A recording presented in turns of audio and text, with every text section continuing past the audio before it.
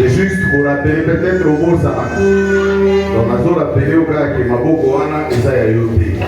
Sana mkolo nango, so mkolo nango aliwa bete la ye maboko, esengeli to bete le maboko. Amen. Amen. Kanga bisonayo, ozali osambela botika otema na yo na maboko na Nzambe.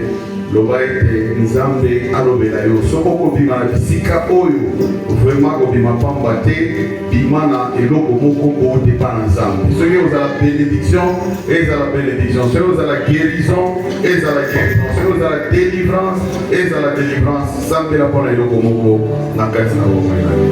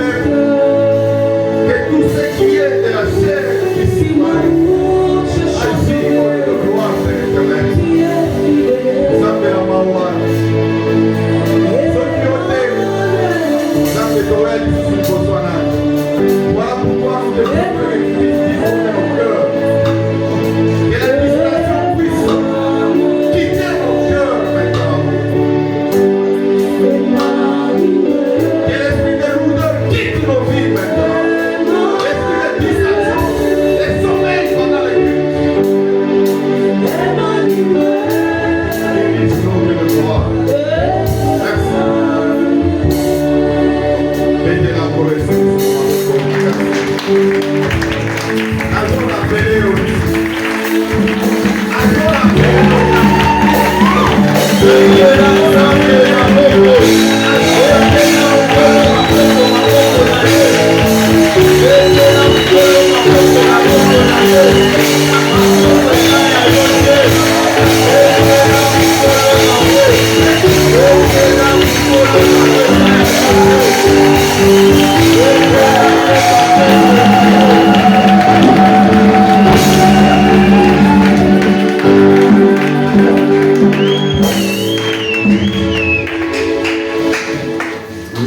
au ciel à se bénir quand même, parce que vous pouvez te dire ma bonne. Nous allons parler de la part de notre Dieu. Le vendredi passé, nous avons suivi la prédication sur l'amour de Dieu.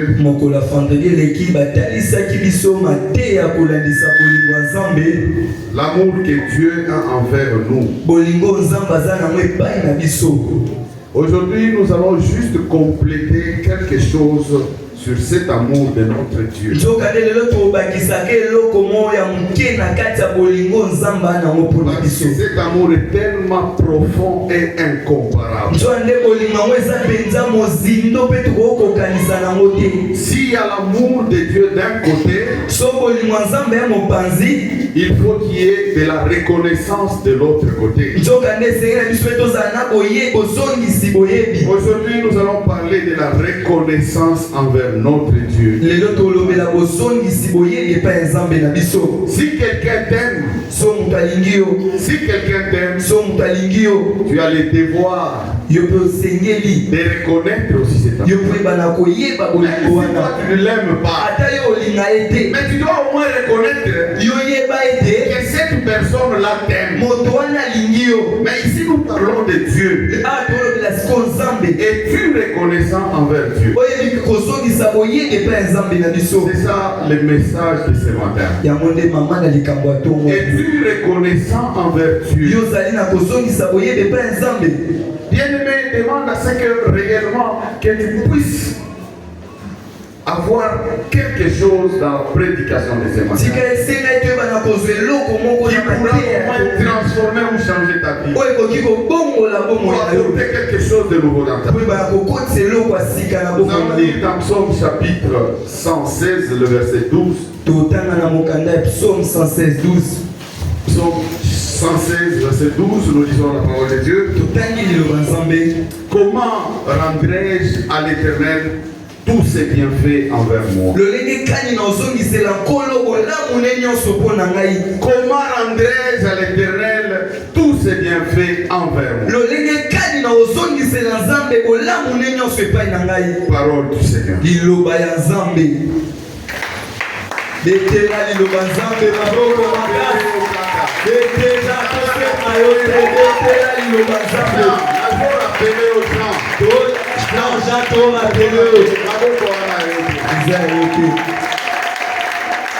Amen. Voilà.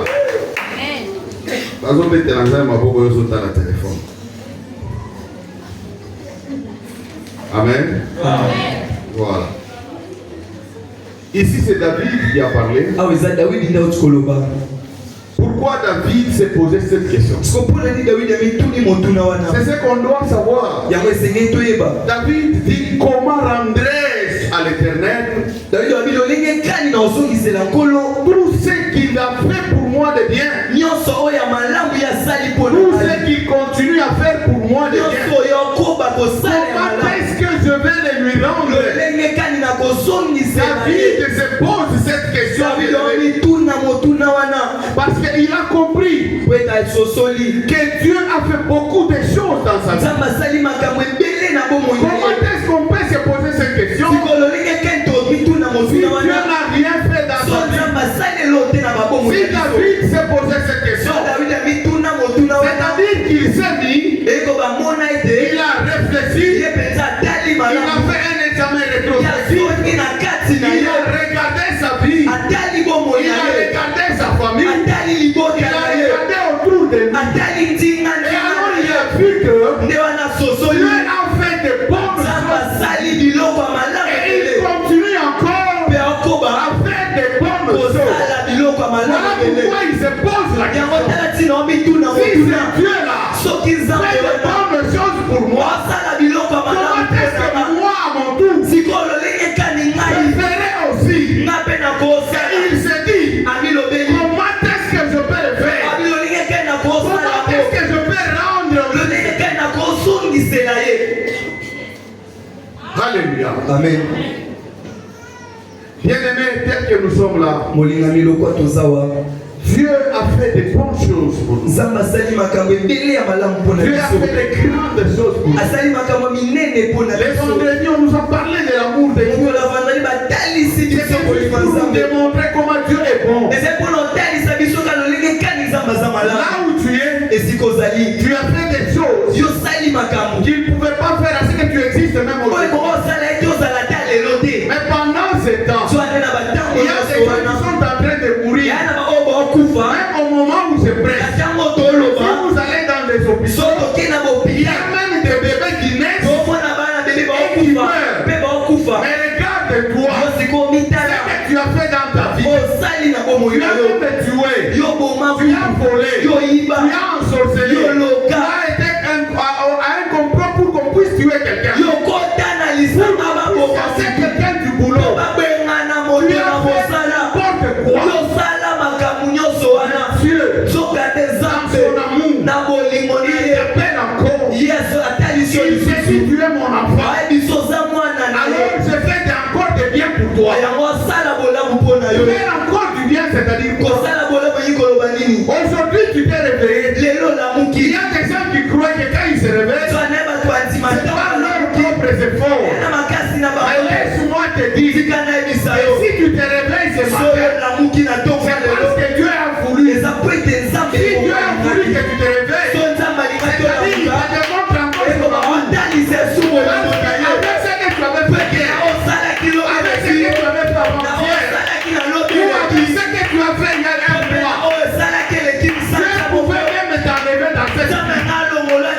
Regarde maintenant, les gens qui sont en train de mourir, toi tu ne te passes en quoi? Dans la sanctification. Mais si Dieu te laisse encore en vie, c'est-à-dire il continue à t'aimer.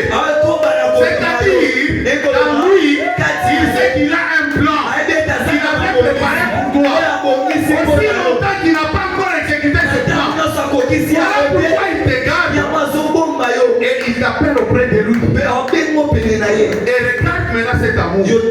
Pose-toi maintenant la question. Pose-toi la question. Si il fait de bonnes choses pour toi, qu'est-ce que toi tu peux faire? C'est ça la question que David s'est posée. Qu'est-ce que je peux faire? C'est ça la question que je peux te poser. Es-tu reconnaissant envers Dieu? On est reconnaissant envers celui qui te fait du bien. C'est quoi la reconnaissance? On nous dit que la reconnaissance ici, c'est un sentiment qui incite à se considérer comme redevable. Comme redevable. C'est-à-dire n'être dans la nyongo moko boy. Comme redevable envers la personne de qui on a reçu un bienfait. C'est ça la reconnaissance. La reconnaissance, c'est-à-dire quoi? C'est-à-dire dans toi tu as un sentiment qui t'incite. Qui te dit que tu es redevable. C'est-à-dire que tu dois.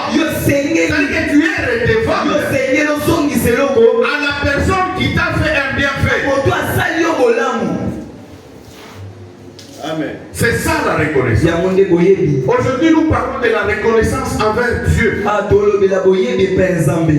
reconnaissance envers Dieu. Bien aimé, la reconnaissance envers Dieu, c'est le témoignage de notre gratitude. La reconnaissance ici, c'est vraiment ce que nous voulons témoigner de bien envers notre Dieu. Ou envers la personne qui nous a fait du bien. La personne qui a manifesté son amour envers nous. Qui a manifesté la grâce et la bonté. Alors nous sommes redevables. C'est comme ça que David s'est considéré dans cet état-là. Il trouvait qu'il était redevable. Maintenant, il se posait des questions. Comment est-ce que je peux aussi faire quelque chose de bien envers le Dieu puissant qui me fait du bien tous les jours? Et si vous lisez dans Luc chapitre 17 verset 16, si vous lisez dans Luc chapitre 17 verset 16, oui, vous continuez, vous allez voir qu'on parle de 10 lépreux. Vous connaissez cette histoire, mais peut-être un peu superficiellement. Il y avait 10 lépreux que Jésus avait guéris. Sur la route, ils se sont retrouvés guéris. Donc c'est Jésus qui les a guéris. Qu'est-ce qui s'était passé? Parmi ces 10 là, il n'y a qu'une seule personne. On dit que c'était un Samaritain. Celui-là, il est rentré au Jésus. Il s'est jeté à genoux au devant de lui pour prouver et témoigner sa gratitude. Parce qu'il a reconnu qu'il était guéri. Et que c'est Jésus qui l'avait guéri. Voilà pourquoi il se sentait redevable. Et voilà pourquoi il s'est décidé de retourner auprès de Jésus afin de lui témoigner sa gratitude. Mais les 10 autres, ils ont eu la guérison. Ils sont partis. Je sais que si je pose la question là où tu es, tout le monde dans la salle ici, je crois qu'il va condamner les 10 lépreux. Qui peut dire que les 10 lépreux là avaient fait du bien? Je ne pense pas. Tout le monde dira que ces gens ne sont pas sérieux. Et on peut même les taxer de n'importe quoi. On dit que ces gens sont vraiment des ingrats. Un ingrat, c'est celui qui ne témoigne pas sa gratitude envers celui qui lui fait du bien. C'est celui-là qu'on appelle ingrat. Je pense que tout le monde ici dira que ces gens étaient ingrats. N'est-ce pas? Si vous ne répondez pas, on va demander, on va poser la question. Bon, on va poser la question. Celui qui trouve que les 9 lépreux là, qui étaient partis sans pour autant revenir auprès de Jésus. Celui qui trouve qu'ils avaient bien fait, il peut soulever son doigt.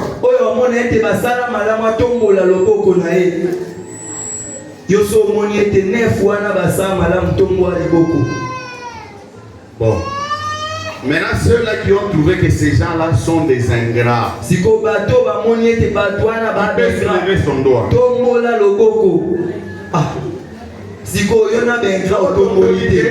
Télévision na tout na yo, oza na gauche te, oza na na botombola lobo ozo gaso. On y mettra la maboma.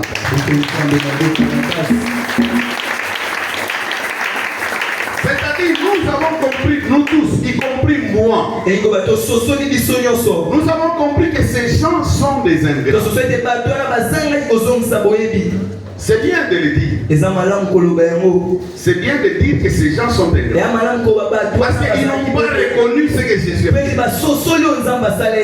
Maintenant, pose-toi la question. Toi là, ce que tu es en train de faire, avec les bienfaits que Dieu te fait tous les jours, tu es comme les 9 autres plutôt qui sont partis, ou bien tu es les Samaritains qui étaient revenus. Toi-même tu connais. Ici c'est juste pour te dire que nous pouvons condamner les autres. Nous pouvons dire que ce sont des ingrats. Mais est-ce que nous aussi nous ne sommes pas ingrats? Est-ce que nous aussi nous ne sommes pas ingrats? Regardez ce que Dieu a fait pour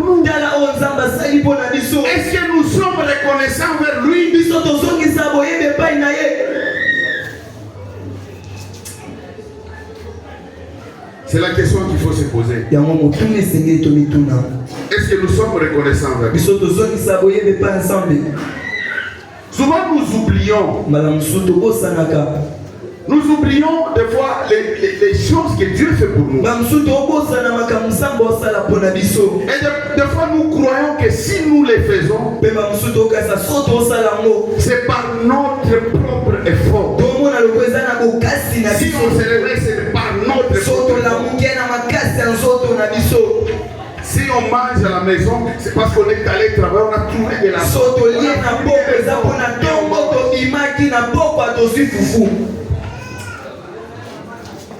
Il y avait un homme, son père l'avait bien élevé, il a fait étudier. Cet homme-là a trouvé du travail. On le payait bien. Il s'est marié, il était chez lui. Il roulait avec sa voiture, une maison. Alors son père était malade. Il était à l'hôpital. Ces papas-là manquaient même les médicaments. Au moment où lui dépensait de l'argent, ses papas avaient même des problèmes pour payer son loyer. Il a appelé son ami, l'ami à son enfant, pour lui dire, est-ce que tu peux au moins m'aider? Regarde les ordonnances. Je suis là à la maison, je manque même les médicaments. Je ne sais même pas payer les loyers, j'ai terminé même la garantie. Ton ami, mon fils, il ne s'occupe même pas de moi. Est-ce que tu peux m'aider? Son ami a payé la maison. Il a donné de l'argent à ses papas. Il a payé les médicaments. Alors il est allé voir maintenant son ami. L'enfant a ses papas là. Il lui dit, papa, est-ce que réellement tu es normal? Ton père, moi j'ai vu comment ton père souffrait pour te faire étudier. Et des fois, il vendait même des histoires à la maison, la télévision et autres, tout ça, pour te payer les études. Aujourd'hui, tu as étudié, tu travailles, tu as de l'argent, tu roules avec la voiture, tu achètes des maisons. Mais ton père, on peut même l'interroger là où il est. Parce qu'il n'a pas l'argent. Ce garçon a dit, oui, c'est vrai, mon père paye le Minerval pour moi. Mais ce n'est pas le Minerval là qui avait fait que je puisse réussir. Si j'ai réussi, c'était avec mon intelligence. C'est parce que j'étais intelligent. Si je n'étais pas intelligent, même s'il payait de l'argent, je n'allais pas être ce que je suis. Cet homme-là, il se dit qu'il est ce qu'il est à cause de ses efforts. À cause de ses efforts. C'est l'ingratitude. Et beaucoup de gens aujourd'hui les font aussi envers notre Dieu. Voilà pourquoi nous sommes là aujourd'hui. Pas pour condamner quelqu'un, mais juste pour lui rappeler que bien aimé, tu dois être reconnaissant envers Dieu. Tu dois être reconnaissant envers Dieu. Parce que s'il se décide seulement pour retirer son souffle de vie par tes propres efforts, tu ne feras rien. Il y a des gens qui sont dans des hôpitaux. Ils payent la respiration artificielle. Ils payent. S'il manque de l'argent, c'est-à-dire qu'il va mourir. Celui qui a la respiration artificielle, il ne va pas lui accorder s'il n'a pas de l'argent. On a vu des gens, quelqu'un à l'hôpital, parce qu'il n'a pas d'argent, on va même déconnecter ces appareils-là. Parce qu'il n'a pas pu à l'hôpital, il n'a pas payé. Mais toi, tu te réveilles le matin, tu respires, c'est-à-dire que tu as même oublié que cette respiration, c'est Dieu qui te donne ça. Il y a des gens qui se réveillent le matin. Ils se réveillent le matin. Il ne sait même pas dire merci à Dieu. Bien aimé, quand on est reconnaissant, on dit merci. Même si on ne veut pas, mais on dit quand même merci. Quelqu'un qui se réveille le matin, oui, il prie. Mais il prie comment? Il se réveille le matin. D'abord, il croit qu'il s'est réveillé par ses propres efforts. Il commence à prier. Quand il commence à prier, c'est seulement ses demandes à lui. Dieu donne-moi une bonne journée. Là où j'irai, que je sois béni, là où je serai, qu'il puisse me protéger. Regarde, dans tout ce que tu fais comme prière, est-ce que tu dis au moins merci à Dieu? Si c'est pour savoir se réveiller le matin.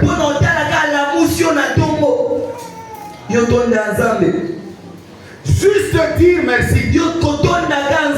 Combien de fois tu t'es réveillé et tu as dit merci à Dieu? Combien de fois? Oui, tu peux dire que les autres sont ingrats. Nous, on ne te dira pas que tu es ingrat. Aujourd'hui, que toi-même tu puisses remarquer que tu es ingrat envers Dieu. Parce que nous ne sommes pas là pour te le dire. Nous ne pouvons pas t'analyser. Mais au moins toi-même tu vas comprendre. Quelqu'un qui se réveille le matin, il prend son téléphone. S'il le lit, il prend son téléphone. Si Dieu ne t'avait pas donné ce souffle de vie, tu ne peux même pas prendre ce téléphone. Regarde maintenant comment on oublie Dieu. On prend le téléphone. On commence à parler. On commence à donner des instructions.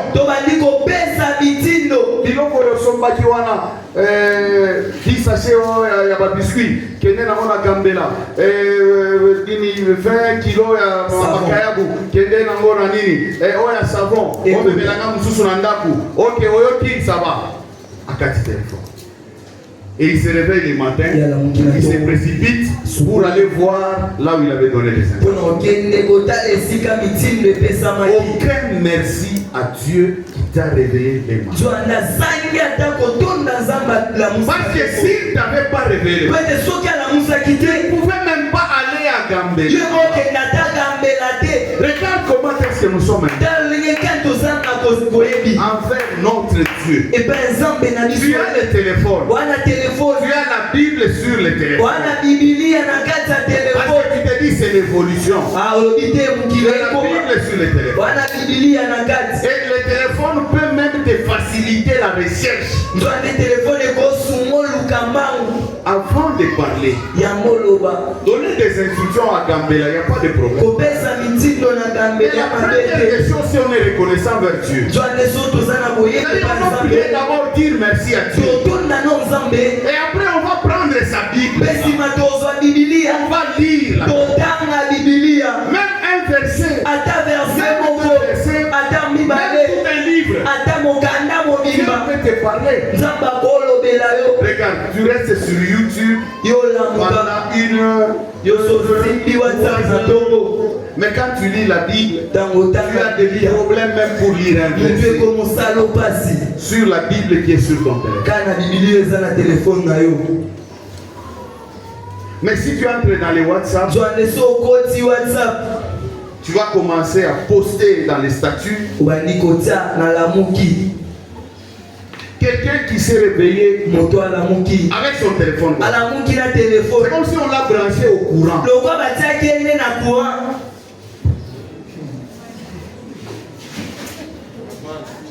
Regardez quand il n'y a pas de courant dans notre pays. Comment les gens sont mal à l'aise. Ils ne sont pas mal à l'aise parce qu'ils vont préparer avec la braise ou quoi. Non. Ils sont mal à l'aise parce que les téléphones sont déchargés. La télévision, oui, ça peut rester ou pas. Les téléphones. Alléluia. Amen. Que les téléphones ne puissent pas nous faire oublier notre Dieu. Quelqu'un qui reste jusqu'à 2h du matin, 3h du matin, 4h du matin avec les téléphones. Les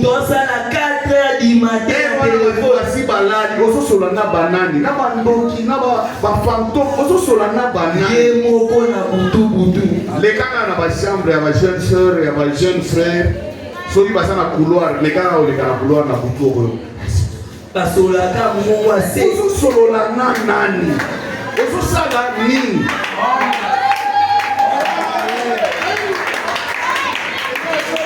Mais est-ce que le temps que tu prends pour ces choses,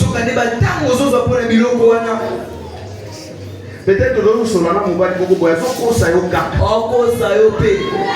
Moi, si vous peut-être que nous you are 8e la liste. 6 heures du temps, nous sommes là. Et finalement, voilà, tu prends tous ces temps-là, aujourd'hui, ça part.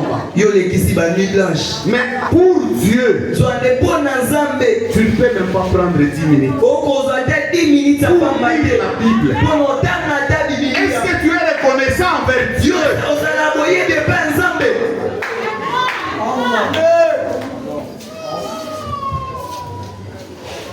Es-tu reconnaissant envers Dieu? Bien, mais si tu n'es pas reconnaissant envers Dieu,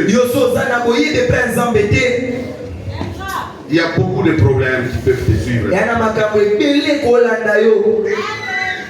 Il y a même des conséquences. Des conséquences si on n'est pas reconnaissant envers notre Dieu. Nous lisons rapidement Jérémie chapitre 2 verset 32. Jérémie chapitre 2 verset 32. La jeune fille oublie-t-elle ses ornements? La fiancée, sa ceinture. Et mon peuple m'a oublié depuis des jours sans nombre. Ça c'est Dieu qui dit. Mon peuple m'a oublié. Bien aimé, regarde. Si tu oublies Dieu dans ta vie, tu t'attends à quoi? À la malédiction, à la destruction. Parce que qui peut te protéger? La parole de Dieu nous dit, si Dieu ne protège pas, si Dieu te protège, il protège encore. C'est-à-dire comment tu dois comprendre? Tu dois comprendre que si tu as oublié Dieu, comment il va te protéger? C'est-à-dire que tu vas subir des conséquences. Voilà pourquoi ta vie ne marche pas. Voilà pourquoi tes problèmes ne marchent pas. Parce que tu as oublié Dieu. Mais tu ne peux pas oublier tes histoires. Bosana téléphone nanga. Ozonga mbangu. Mbangu. Kala mibali misusu na lobi mibali nyonso te. Parce que ngana sala kango te. Mibali misusu na basi misusu. Na beta lisolo awa. Mobali aza na douche, azo sokola, aza na ba savon na ilolo. Téléphone na ye delika na chambre, moi si na na chambre. Mais moi, c'est dans la chambre, il y a un chocolat. À son téléphone, à répondre. Et ça, nani, aux olukanini et tout ça. Papa, sonnerie kaka ya liboso. Mobile ya bimina ba savon. Neti ya kwe ya zo glissé ya zo. Pour azwa kaka téléphone.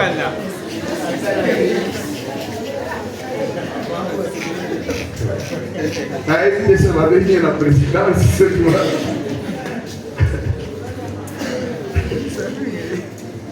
Il ne peut pas, un type comme ça, attention à ça, Moussala, ma pessier, chef naïe, aïe, qui va vous dire le Moussala, chef naïe, pessier Moussala, Lodi, Pessangaï, réponse dans une heure de temps. À se retrouver qu'à bosser le téléphone, moi, ça, il est capable de rentrer vite. Malgré que va passer instruction dans ça. Il va rentrer vite. Parce qu'à bosser le téléphone. Babylon qu'on a eu à Mokili. Au qui bosse à la moté. Et personne ne bosse à la Mokolandango Mbango. Olandango. Au Bossani, $1000 na mutu. $100 na mutu. Au Bossani. Ou bien que n'est pas la frère Grady. Au Bossani, ça n'a eu $100. Aussi au commis à l'aéroport. Attention, bongo, c'est-à-dire que mais ici Dieu dit mon peuple m'a oublié. Mon peuple m'a oublié. C'est-à-dire qu'on m'a oublié Dieu. On ne peut pas rentrer pour aller les chercher. On rentre pour chercher les téléphones.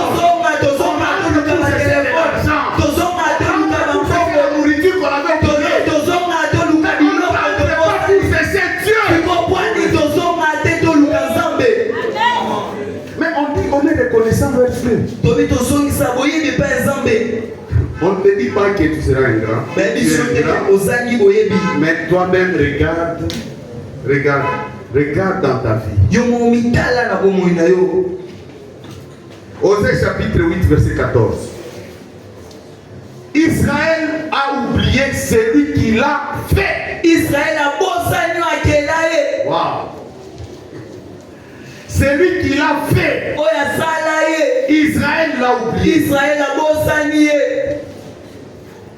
Ce n'est pas notre frère Israël ici. C'est votre oiseau Tala Israël. Israël a oublié celui qui l'a fait. Israël est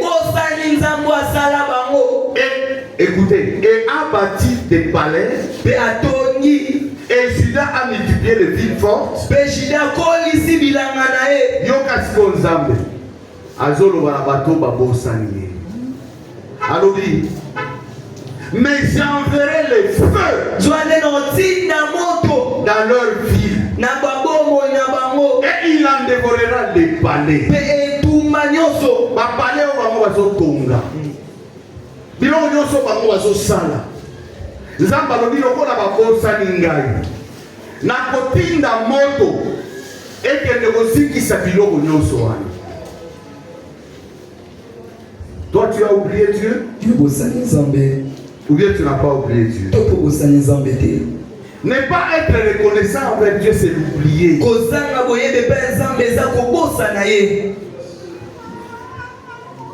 Bien-aimés, nous devons en toute humilité être reconnaissants envers notre Dieu pour tout ce qu'il fait pour nous. Parce que l'oublier, je trouve que c'est un grave péché.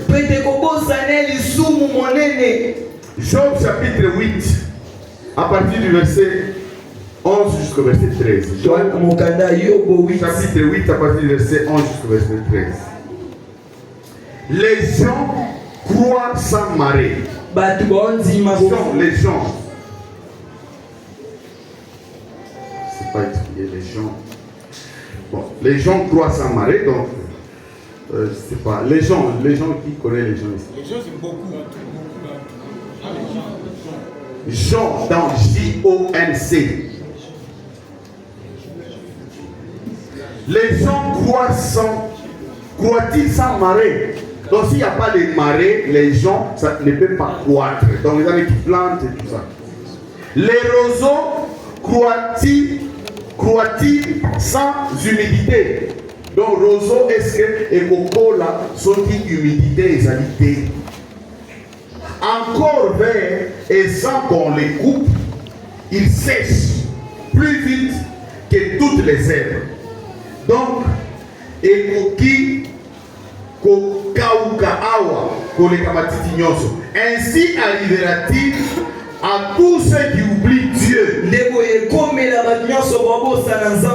l'espérance de l'impie périra. Ici, qu'est-ce qu'on veut dire? On dit que vous allez monter à Bokaouki. Sécheresse et au compte à la Katinayo. Si tu oublies Dieu, ici c'est ce qu'on dit. C'est ce qui arrivera à ceux qui oublient Dieu. C'est comme ça que peut-être au monde on s'accapare. Tout ce que tu fais là, ils ont vimbaté, ils ont collaté, ils ont fait du sauté, ils ont fait. Regarde un peu bien. Est-ce que tu n'as pas oublié Dieu?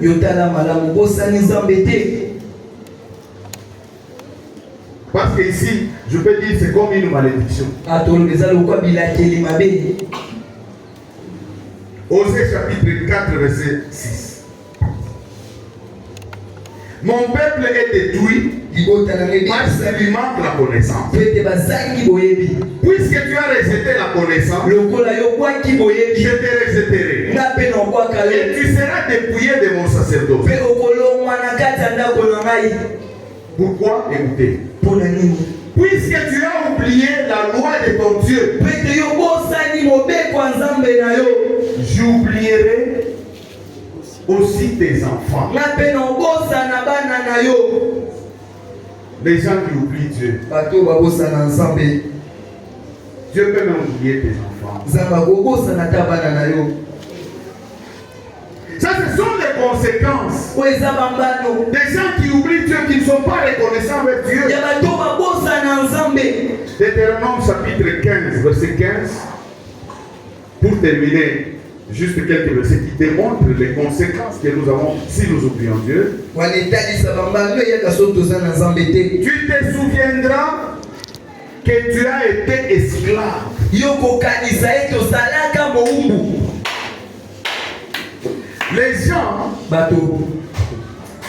Les gens oublient même d'où ils sont venus. Les gens oublient ce qu'ils étaient il y a 10 ans.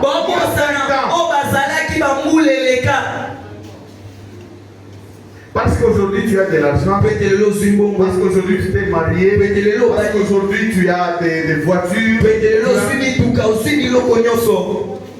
tu oublies ce que tu étais.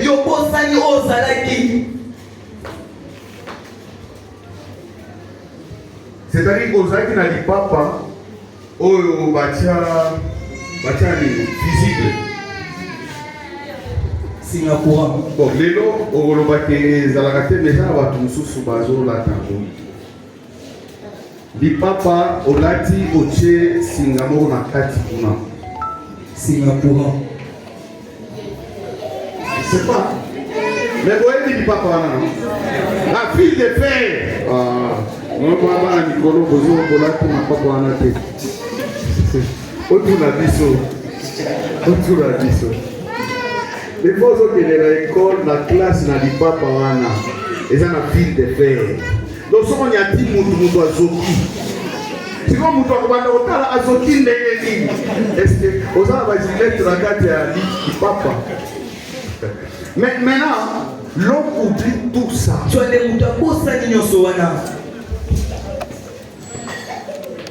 Les lots là, tu as sapé bien ou l'équipe, vous savez pas, des fois, même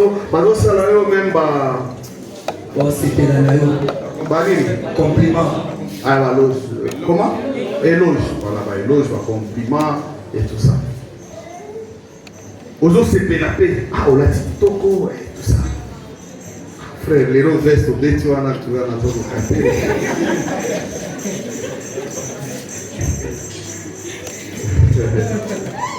Mais On oublie. Des fois, on va dans des classes, aux autres à couper, aux autres à sous-vêtements. Sous-vêtements, ils ont la quantité. On a coupé. Ok, classe. Ok, mais qu'à Congo. Toko Makaka. Oui, à votre époque, mais était si vous tellement de gens ont mangé, combien de délais, qui n'a pas sous-vêtements à 500 francs en réalité, les délais. Mais à notre époque là, aux autres temps, on vieux mot, bah ça, on a demandé, vous aux autres petits, sous-vêtements. Mais les lots Moutouana, à sa ministre. Et puis Moutouana, la classe qui maillait vraiment.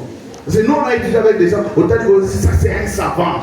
Donc avant le professeur, on peut se loco, donc il y a des gens. Et aujourd'hui, il est peut-être ministre, il est peut-être directeur quelque part et tout ça. Azan Vandakou et tout ça. Mais ici, la parole de Dieu dit, Obosani Ndengo Zalaki. Obosani. Obosani. Parce que Dieu t'a fait du bien. Tu es ce que tu es aujourd'hui. On nous dit ici, tu te souviendras que tu as été esclave au pays d'Égypte. Et que l'Éternel, ton Dieu, t'a racheté. C'est pourquoi je te donne aujourd'hui ces commandements. Bien-aimés, les enfants d'Israël ont quitté l'Égypte. Mais ils ont oublié la grandeur de Dieu. Quand ils se sont retrouvés devant la mer Rouge. Regarde d'où tu viens. Il y a même des... En dehors de Dieu, il y a même des gens qui t'ont aussi aidé. Pour que tu sois ce que tu es aujourd'hui. Et tout ça. Et aujourd'hui tu es entré dans ça. Et ça n'est pas. Mais tu oublies.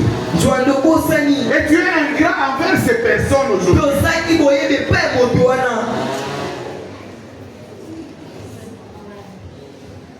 Et tu oublies ce que Dieu a fait pour toi. Tu oublies ce que Dieu a fait pour toi. Même si tu peux oublier ce que les gens ont fait pour toi. Ça c'est ton problème. Mais au moins pour Dieu, n'oublie pas. Tu oublies ce que tu étais avant. À cause de ce que tu es aujourd'hui. Parce que au coli au bini mandefu, au coli maman monene, et pourtant au salagi na hôpital, au linga kuto kufa na hôpital. Mais Dieu t'a guéri. Mais aujourd'hui tu n'es pas reconnaissant. Pourquoi nous pouvons être comme ça? Bien aimé, nous devons faire un effort pour être reconnaissants envers notre Dieu. Et nous devons être reconnaissants envers Dieu, pas seulement parce qu'il nous fait du bien. Donc si vous lisez dans Ephésiens chapitre 5 verset 20, vous verrez que nous devons être reconnaissants envers notre Dieu. Dans les moments favorables ou pas. Même si on a des problèmes aujourd'hui, on doit être reconnaissant vers notre Dieu. L'homme, qu'est-ce qu'il est? L'homme, c'est-à-dire que tu lui fais du bien tous les jours. Saleka mabe mukolomo. Mais kaka bobeta ye ou bien kolombela ye makasi et tout ça. L'homme doit oublier tout ce que tu as fait. C'est ça la nature de l'homme. Mais le mal c'est quoi? C'est que tu prends cette nature là, tu amènes ça même auprès de Dieu. Dieu, ce n'est pas qu'il te fait du mal. Dieu peut te priver de quelque chose. Tu peux demander quelque chose. Dieu ne te le donne pas maintenant. Parce qu'il sait quand est-ce qu'il te donnera. Mais parce que toi tu n'as pas eu ça, tu oublies tout ce que Dieu a déjà fait. Tu oublies tout.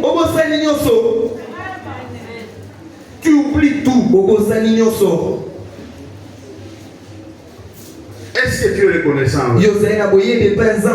Est-ce que vraiment tu es reconnaissant?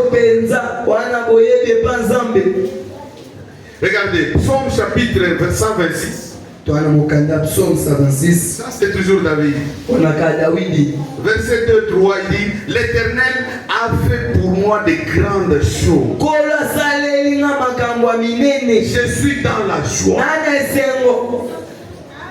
Mais toi tu oublies tout. Tout ce que Dieu a fait pour toi. Les gens de ta génération, combien sont déjà morts? Combien? Mais toi, si tu es encore en vie aujourd'hui, tu crois que c'est pas tes efforts. Parce que vous avez un bongo, parce que vous avez kitoko, vous avez kitoko, vous avez finga na bato, vous avez finga bato, litala ekuna mabe, elongi mabe, elongi mabe, vous avez finga bato, tala nega zo tambola lokola libani, aibo tambola te.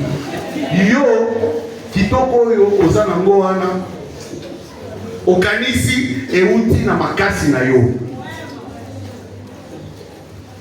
Kitoko ozana na ngo wana okanisi euti na makasi na yo, sikozo finga bato. Donc yo comme finga bato. Donc l'homme croit que ce qu'il est là, c'est à cause de ses efforts. Donc ça oh ya zeza na makasi na yo. Ataka moi pantalon là tu vas nous ça na mo fier. So ni samba longo kaka souffle de vie on olata ka moi pantalon là.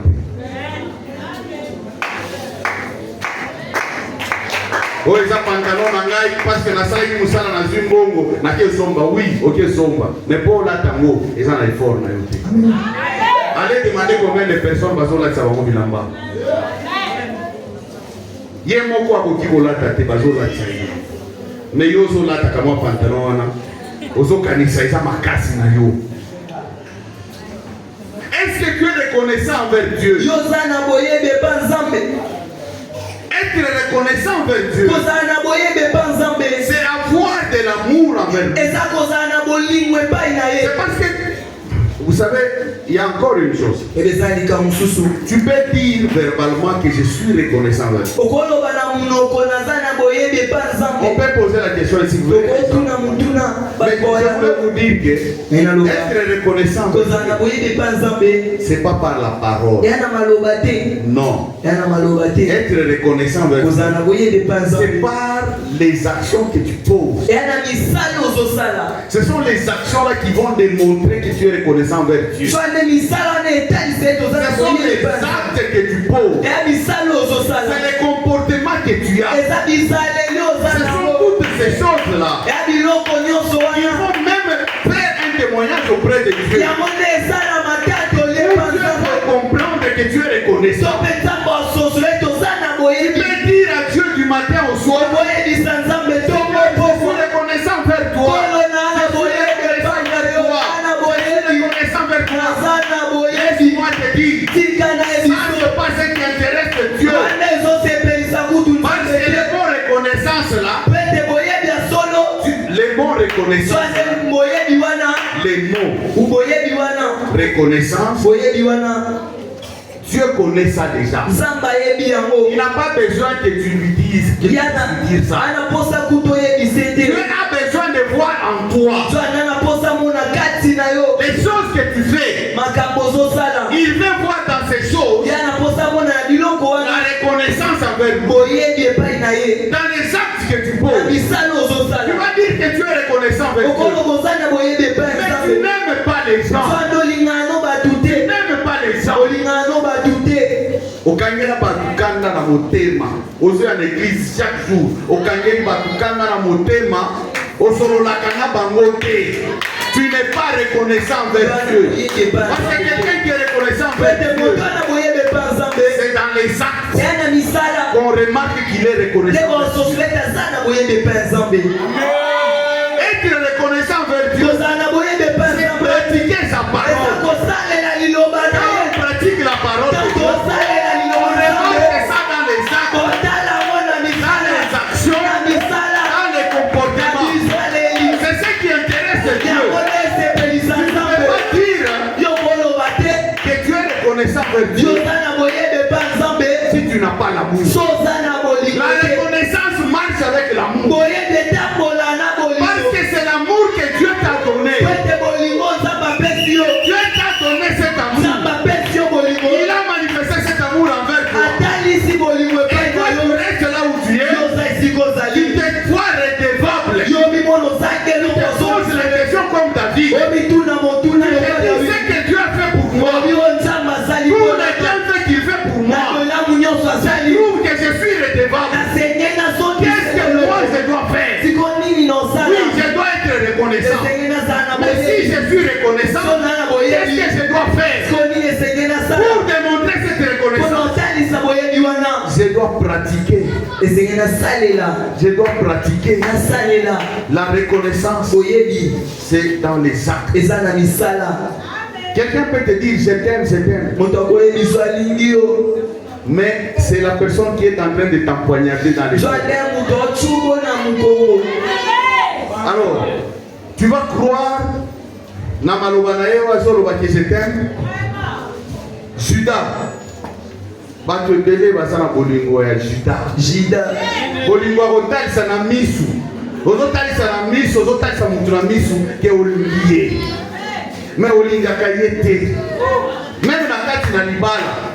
Mwasi alinga lisu mobali na ye te. Mais azotala ye na misu. Des fois ye ayambi ye, mwasi azotala pena. Ozofinga ye na pembeni. Des fois mobali pe ozo ya koyamba ye medisika uti soki bapesi yo kaka video soki bapesi yo kaka video wana nayebi te soki oki ata koyamba ye nde ozo yamba ye wana.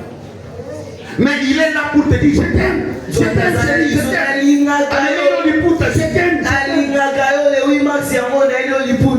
Oui, c'est bien. On doit faire des cadeaux à nos femmes. Mais est-ce qu'il y a des hommes qui le font sincèrement? Au lieu de dire que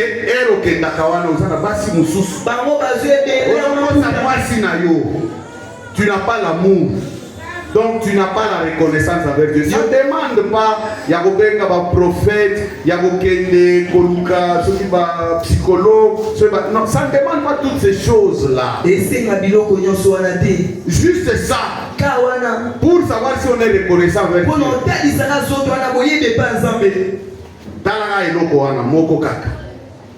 Ça te déclasse déjà. Et si tu n'es pas reconnaissant vers Dieu, il y a des conséquences. Mais si nous te prêchons aujourd'hui, ce n'est pas pour que ces conséquences arrivent. Dieu est en train de t'avertir. Il est en train de t'aviser dans son amour.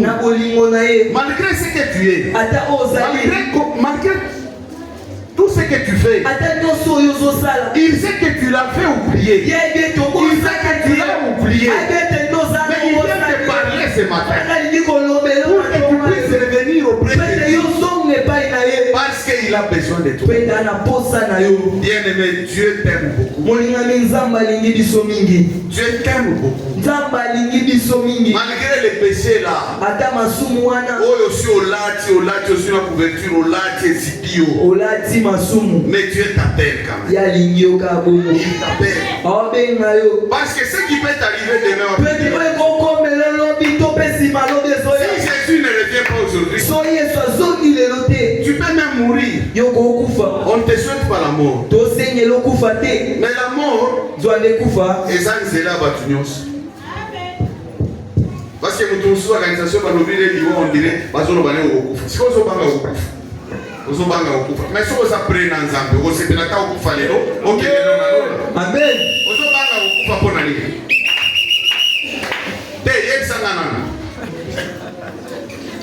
Bien. Les lots tozoluka tozosambela pour que tokota na lola.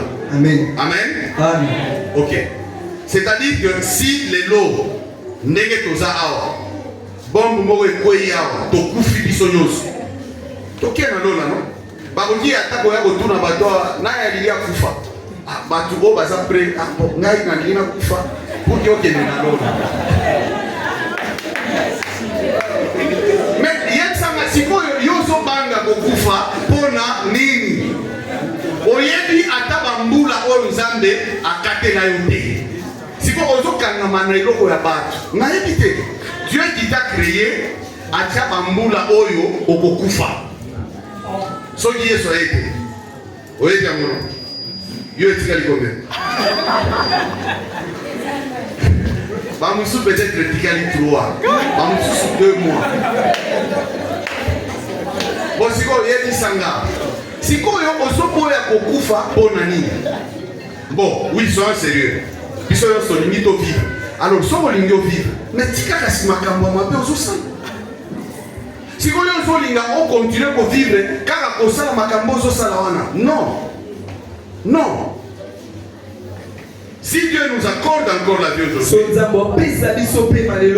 c'est parce qu'il veut à ce que nous puissions abandonner.